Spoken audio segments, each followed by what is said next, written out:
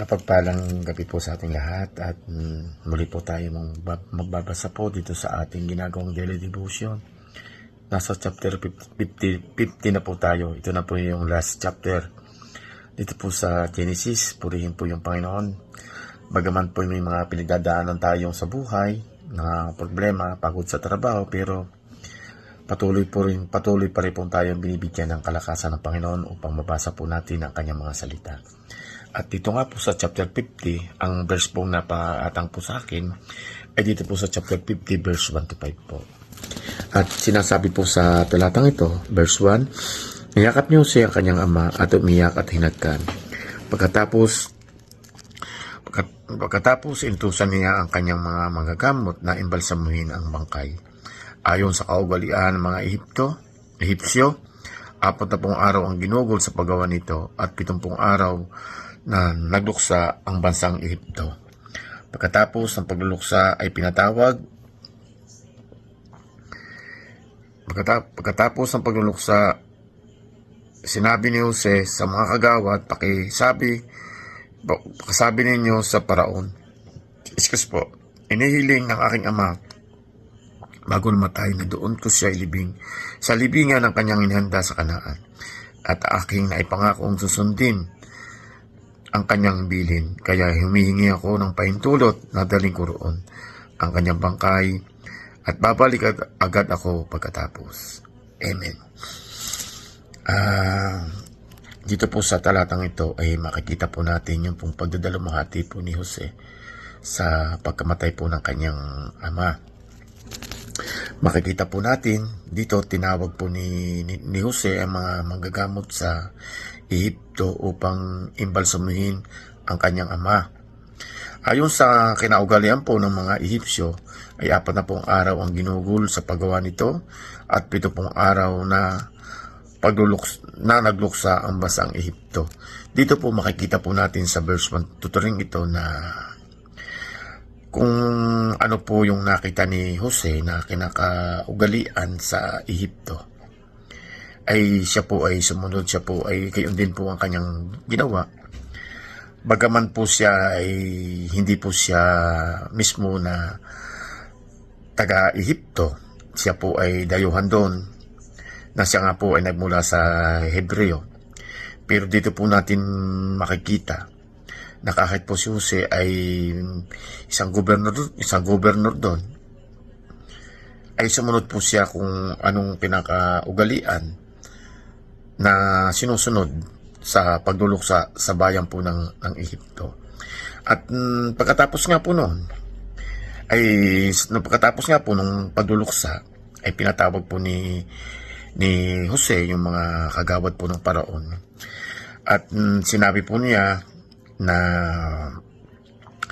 pinasabi po niya sa paraon na yung pong kahilingan ng kanyang ama na bago po siya namatay, na ang hindiling po kay Jose na kung siya'y mamamatay ay doon po ililibing sa libingan ng kanyang inihanda sa Kanaan.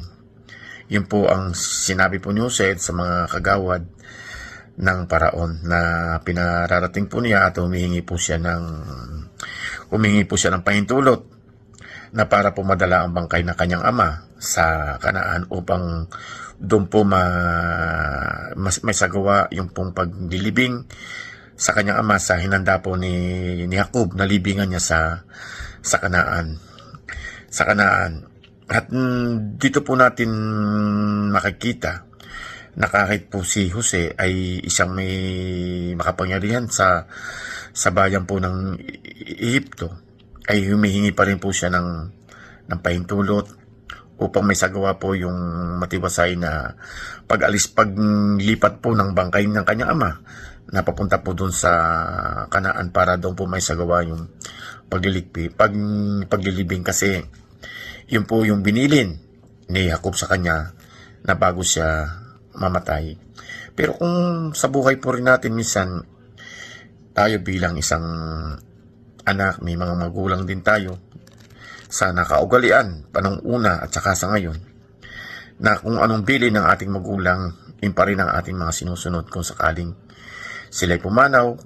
Katulad po nung yung tatay ko po, yung bago po siya namatay, ang naging binilang po sa inay kasi nandito po ako sa Korea, share ko lang po, na ako daw po ay uuwi at para makita ko yung bangkay po niya.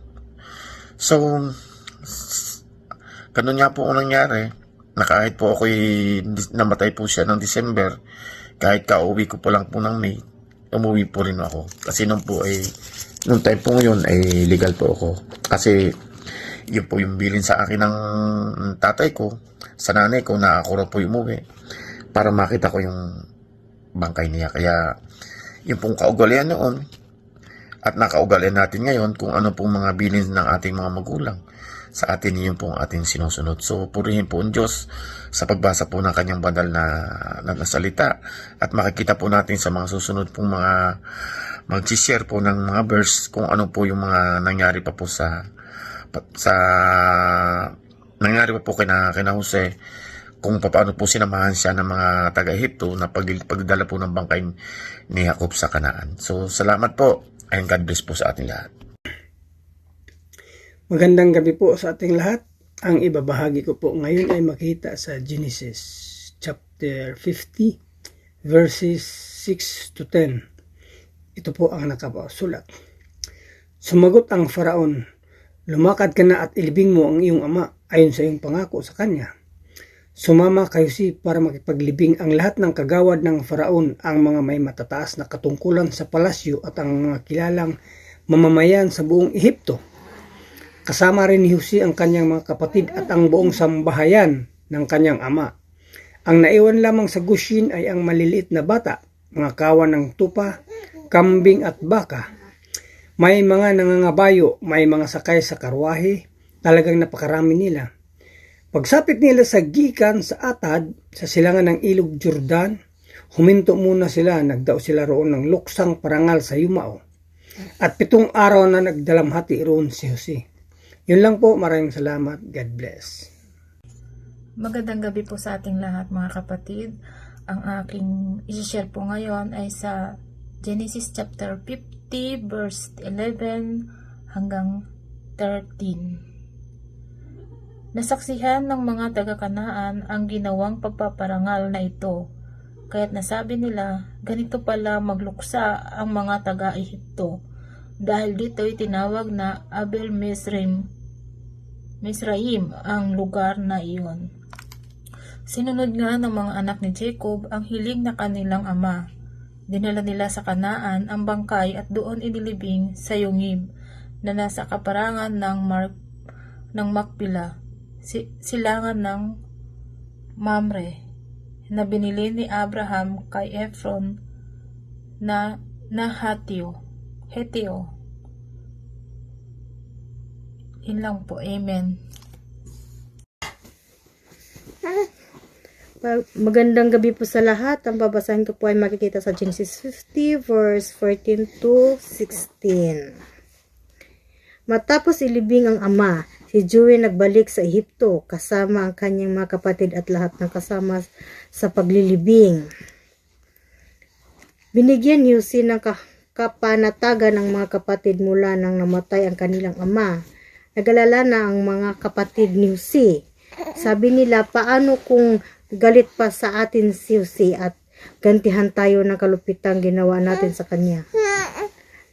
Nagpasugo sila kay Jose at ipinasabi ang ganito, bago namatay ang ating ama, ipinagbilin niya na sabihin ito sa iyo. Yun lang po. Purihin ng Diyos. Mapagpalang umaga po sa inyong lahat. Ang ibabahagi ko pong verse sa umaga ito ay sa Genesis chapter 50 verses 17 to 20 na sinasabi, nasabihin sa iyo na patawarin mo kami sa masamang ginawa namin sa iyo, kaya ngayon patawarin mo sana kami alang-alang sa Diyos ng ating Ama. Na makarating ang mensahe nila kay Jose, umiyak siya. 18, hindi nagtagal, pumunta mismo mga kapatid niya sa kanya. Pagdating nila, nagpatira pa sila sa harapan niya bilang paggalang. Pagkatapos sinabi nila, handa kami maging alipin mo. 20, totoo nagplano kayo ng masama sa akin, pero plinano na ng Diyos na magdulot iyon ng kabutihan na siyang nagligtas ng marami sa inyo. sa tagutom. Amen. Purihin po natin ang ating Panginoon. Magandang umaga po. God bless everyone. Ngayon ang pagpapalang gabi po sa ating lahat at nasa last verse na po tayo ng Genesis chapter 50 po tayo. At ang ating pambabasahin ay sa verses 20 to 26. Ang sabi po rito, ito po sa chapter 50, ito po yung pagkamatay ng kanilang amang si Jacob, no? Na kanilang hinatid sa huling hantungan. Ang sabi sa 20, totoong nagplano kayo ng masama sa akin. Ang pinasasabihan niya rito yung kanyang mga kapatid. Pero plinano na ng Diyos na magdulot ito ng kabutihan na siyang magligtas ng marami sa inyo sa tagutom. 21, kaya huwag kayong matakot, susustentuhan ko kayo ng pagkain pati ang mga anak ninyo. Pinangakuan sila ni Jose at nakapagbigay ito ng kaligayahan sa kanila. Dito po sa 20 to 21, nais ko lamang po magbigay ng counting insight. Ito po yung pangako ni Jose sa kanyang mga kapatid na mababasa natin sa verse 15. Dahil po nung pagkabalik nila ng Ehipto, itong mga kapatid ni Jose, maaring nag-aalala, no? Dahil nabanggit ito sa verse 15, sabi niya, yung patay ng kanilang ama, sinabi ng mga kapatid ni Jose, baka nagkikimkim pa ng galit sa atin si Jose at gumanti siya sa ginawa natin sa kanya. Kung nandun po yung anino ng kanilang ginawa, wala po tayong nabasa sa mga nagdaan na 41 to 50 na itong mga kapatid niya, bagamat nakapasa nga sa pagsubok na ni Jose na ibinigay sa mga kapatid ng una na sinabi niya, mga espiya kayo, di ba? Na pinaiwan si Simon. Yung mga nabasa natin sa mga nakaraang verses, wala po roon yung personal na paghingi nila ng tawad. Kaya gano'n na lang ang paghingi ni Jose. Di po ba? Sinabi nila doon na nung pinakukuha si Benjamin, di ba? Nung inilagay na plinano naman ito ni Jose na ilagay doon yung kupita niya doon kay Benjamin, di ba? Nagsabi sila na totoo na Ginoo, nagsabi kami sa iyo na totoo na ama namin na matanda na at hindi ito ipapasama, di ba? Na nangako kami na para mapatunayan namin hindi kami nagsisinungaling, di ba? Na bumalik sila na isasama nga si Benjamin. At di ba pa nabanggit nila na yung kapatid kasi nito ni Benjamin ay patay na. So ang hindi nila alam na dahil hindi pa nagpapakilala talaga itong si Jose, hindi nila alam na yung kaharap nila na gobernador nga na si Jose ay kanilang kapatid. Kaya hindi nila sinabi yung totoo na ito'y binenta nila. Sinabi nila na namatay na, di ba? Patay na. Yun ang pagkakabanggit nila. Kaya nung nagtapat si Jose sa kanila, no, sa verse na nadaanan natin, hindi sila humingi ng tawad kay Jose personal. Kaya dito po sa last verse ng chapter 50 sa Genesis, ito po yung pangako ni Jesus sa kanyang mga kapatid, no, na tutulungan sila, susustentuhan sila sa pagkain pati ang mga anak. Dahil binitawan niya ang salitang ito dahil nga upang mapanatag yung mga kalooban ng mga kapatid niya, dahil nga humaari nandoon yung anino ng takot ng mga kapatid nila dahil hindi pa nga ito nakahingi sa kanya talaga ng tawad. Nagsabing patawarin mo kami sa aming mga samang nagawa. Pero dito lang nabanggit sa chapter 50 verse 17, nasabihin sa iyo, sabing gano'n, na nagbili ng ama natin bago siya mamatay, na sabihin sa iyo na patawarin mo kami sa masamang ginawa namin sa iyo. Kaya ngayon patawarin mo sana kami alang-alang sa Diyos ng ating Ama. Nang makarating ang mensahe nila kay Jose, umiyak siya. Kasi ito na yung 100% na talagang nagsabi sila ng totoo. Humingi sila ng tawad kay Jose. Kaya gano'n na lamang, no, naramdaman ni Jose yung sincerity ng mga kapatid niya, yung sa paghingi ng tawad talaga na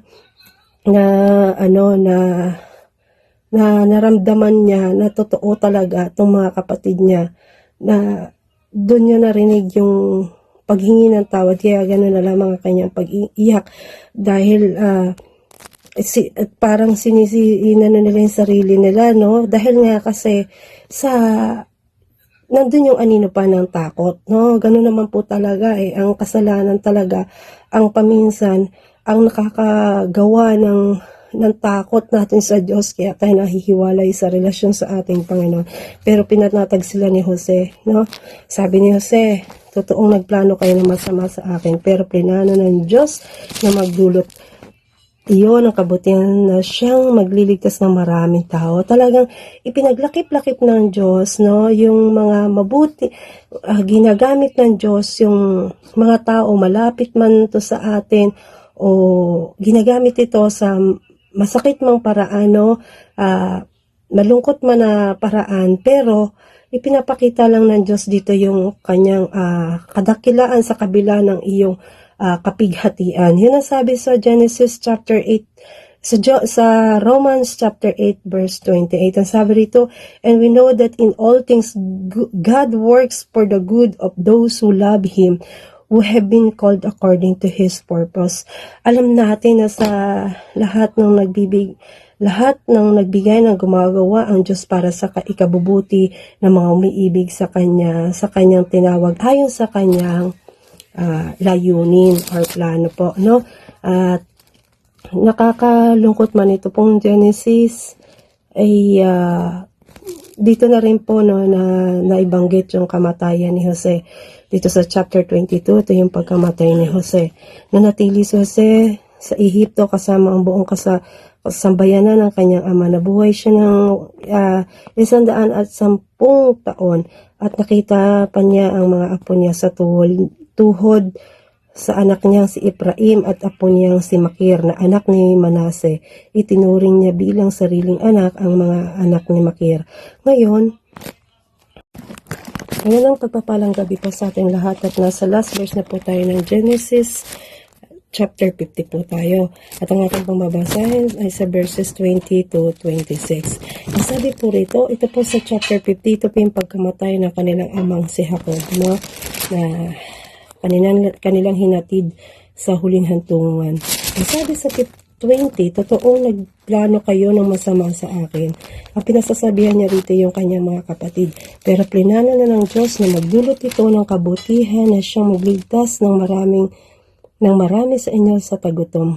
21, kaya huwag kayong matakot, susustentuhan ko kayo ng pagkain pati ang mga anak ninyo. Pinangakuan sila ni Jose at nakapagbigay ito ng kaligayahan sa kanila. Dito po sa 20 to 21, nais ko lamang po magbigay ng counting insight. Ito po yung pangako ni Jose sa kanyang mga kapatid na mababasa natin sa verse 15. Dahil po nung pagkabalik nila ng Ehipto, itong mga kapatid ni Jose, maaring nag-aalala, no? Dahil nabanggit ito sa verse 15, sabi ngayong patay ng kanilang ama, sinabi ng mga kapatid ni Jose, baka nagkikimkim pa ng galit sa atin si Jose at gumanti siya sa ginawa natin sa kanya. Kung nandun po yung anino ng kanilang ginawa, wala po tayong nabasa sa mga nagdaan na 41 to 50 na itong mga kapatid niya, bagamat nakapasa nga sa pagsubok na ni Jose na ibinigay sa mga kapatid ng unan na sinabi niya, mga espiya kayo, di ba? Na pinaiwan si Simon. Yung mga nabasa natin sa mga nakaraang verses, wala po roon yung personal na paghingi nila ng tawad. Kaya gano'n na lang ang paghingi ni Jose. Di po ba? Sinabi nila doon na nung pinakukuha si Benjamin, di ba? Nung inilagay na plinano naman ito ni Jose na ilagay doon yung kupita niya doon kay Benjamin, di ba? Nagsabi sila na totoo na Ginoo, nagsabi kami sa iyo na totoo na ama namin na matanda na at hindi ito ipapasama, di ba? Na nangako kami na para mapatunayan namin hindi kami nagsisinungaling, di ba? Na bumalik sila na isasama nga si Benjamin.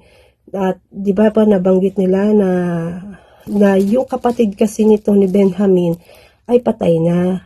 So, hindi nila alam na dahil hindi pa nagpapakilala talaga itong si Jose, hindi nila alam na yung kaharap nila na gobernador nga na si Jose ay kanilang kapatid. Kaya hindi sila hindi nila sinabi yung totoo na ito'y binenta nila. Sinabi nila na namatay na, di ba? Patay na. Yun ang pagkakabanggit nila. Kaya, nung nagtapat si Jose sa kanila, no, sa verse na nadaanan natin, hindi sila humingi ng tawad kay Jose personal. Kaya dito po sa last verse ng chapter 50 sa Genesis dito, ito po yung pangako ni Jesus sa kanyang mga kapatid, no, na tutulungan sila, susustentuhan sila sa pagkain, pati ang mga anak. Dahil binitawan niya ang salitang ito, dahil nga upang mapanatag yung mga kalooban ng mga kapatid niya, dahil nga humaari nandoon yung anino ng takot ng mga kapatid nila, dahil hindi pa nga ito nakahingi sa kanya talaga ng tawad. Nagsabing, patawarin mo kami sa aming mga samang nagawa. Pero dito lang nabanggit sa chapter 50 verse 17, nasabihin sa iyo, sabing gano'n, na nagbili ng ama natin bago siya mamatay, na sabihin sa iyo na patawarin mo kami sa masamang ginawa namin sa iyo. Kaya ngayon patawarin mo sana kami alang-alang sa Diyos ng ating Ama. Nang makarating ang mensahe nila kay Jose, umiyak siya.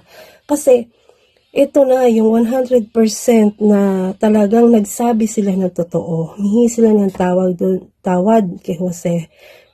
Kaya gano'n na lamang, no, naramdaman ni Jose yung sincerity ng mga kapatid niya, yung sa paghingi ng tawad talaga, na naramdaman niya na totoo talaga itong mga kapatid niya, na doon niya narinig yung paghingi ng tawad. Kaya gano'n na lamang ang kanyang pag-iyak, dahil parang inano nila yung sarili nila, no, dahil nga kasi nandun yung anino pa ng takot, no? Ganun naman po talaga ang kasalanan talaga, ang paminsan, ang nakakagawa ng takot natin sa Diyos, kaya tayo nahihiwalay sa relasyon sa ating Panginoon. Pero pinatnatag sila ni Jose, no? Sabi ni Jose, totoong nagplano kayo ng masama sa akin, pero plinano ng Diyos na magdulot iyon ang kabutihan na siyang magliligtas ng maraming tao. Talagang ipinaglakip-lakip ng Diyos, no, yung mga mabuti, ginagamit ng Diyos yung mga tao, malapit man to sa atin o ginagamit ito sa masakit mang paraan, no, malungkot man na paraan, pero ipinapakita lang ng Diyos dito yung kanyang kadakilaan sa kabila ng iyong kapighatian. Yun ang sabi sa Genesis chapter 8, sa Romans chapter 8 verse 28. Ang sabi rito, and we know that in all things God works for the good of those who love Him, who have been called according to His purpose.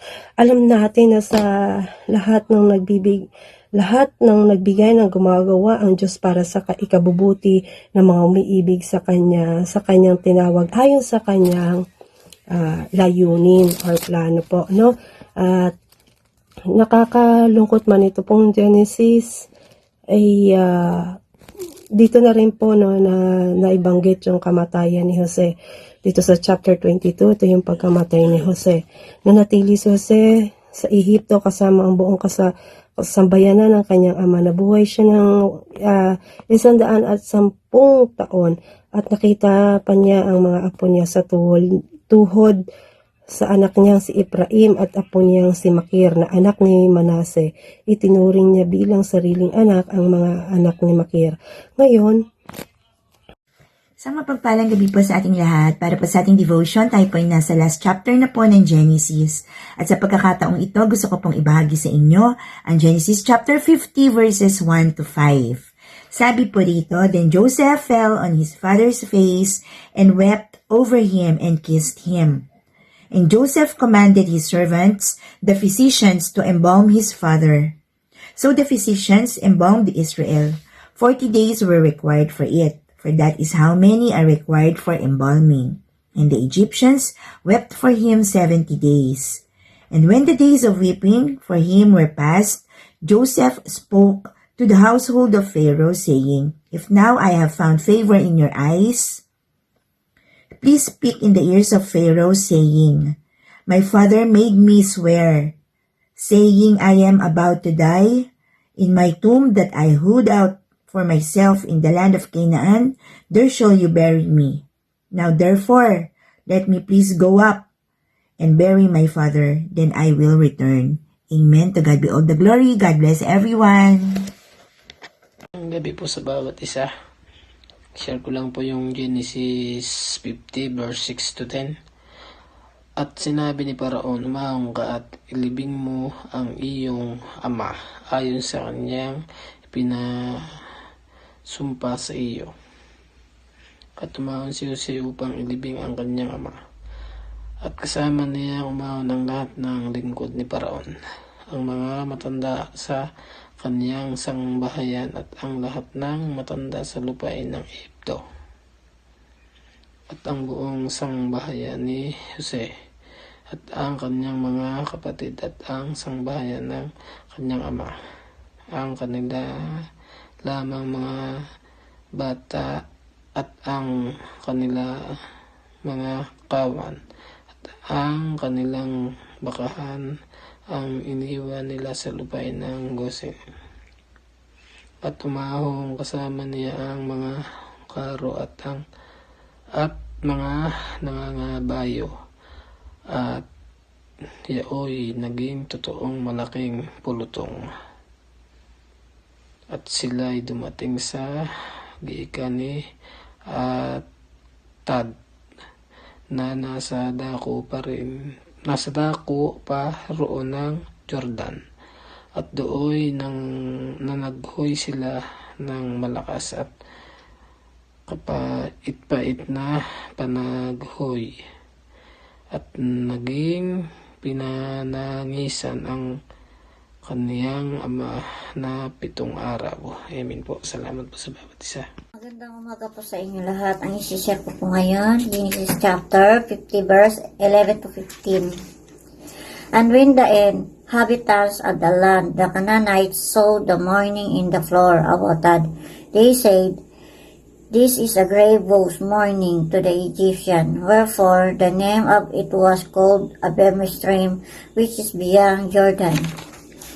And his son did unto him according as he commanded them.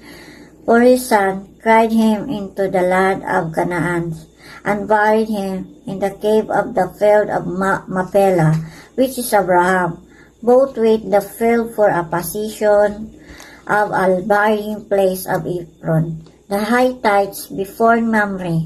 And Joseph returned into Egypt, he and his father, after he had buried his father. And when Joseph brethren saw that there was dead, they said, Joseph will peradventure hate us, and will certainly requite us all the evil which we did unto him. Amen. Genesis chapter 50 verse 60 to 80. So they sent word to Joseph, saying, Your father left thus instructions before he died. This is what you are to say to Joseph. I ask you to forgive your brother the sins and the wrongs they committed in treating you so badly. Now please forgive the sins of the servants of the God of your father. When the message came to him, Joseph wept. His brother then came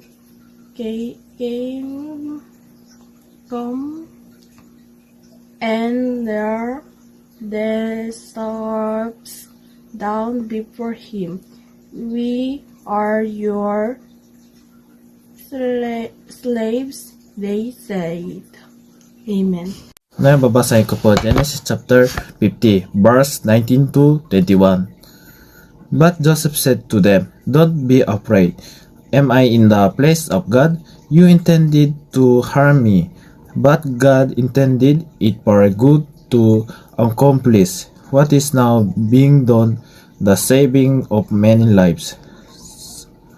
So then, don't be afraid. I will provide for you and your children.